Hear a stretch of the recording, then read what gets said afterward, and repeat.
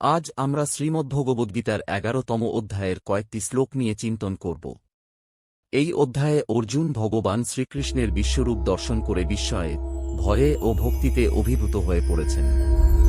এই শ্লোকগুলোতে অর্জুন বলছেন, হে ভগবান, আপনার অসীম রূপে আমি সমগ্র জগৎকে একসঙ্গে দেখতে পাচ্ছি। দেবতা, ঋষি, মানুষ সবাই আপনার মধ্যেই অবস্থান করছে। আপনি আদি, মধ্য ও অন্ত, সবই আপনি। কিন্তু এই বিশাল রূপ শুধু সৌন্দর্যের নয়, এটি ভয়ঙ্কর সত্যেরও প্রকাশ। অর্জুন দেখছেন সব প্রাণী, সব যোদ্ধা, এমনকি মহাবীররাও সময় নামক আপনার মুখে প্রবেশ করে বিনাশের দিকে এগিয়ে যাচ্ছে। এই উপলব্ধিতে অর্জুন ভীত হয়ে ক্ষমা প্রার্থনা করেন। তিনি বলেন, বন্ধু ভেবে, আত্মীয় ভেবে, কখনো অজান্তে যদি আপনাকে অসম্মান করে থাকি, হে অচ্যুত, আমাকে ক্ষমা করুন।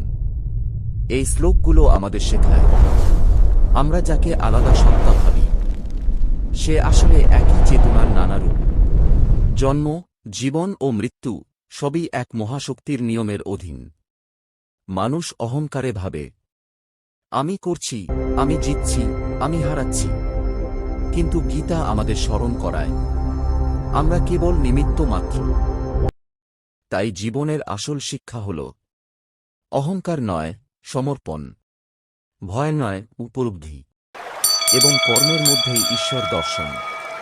এই চিন্তনই হোক আমাদের পথ চলা। জয় শ্রীকৃষ্ণ।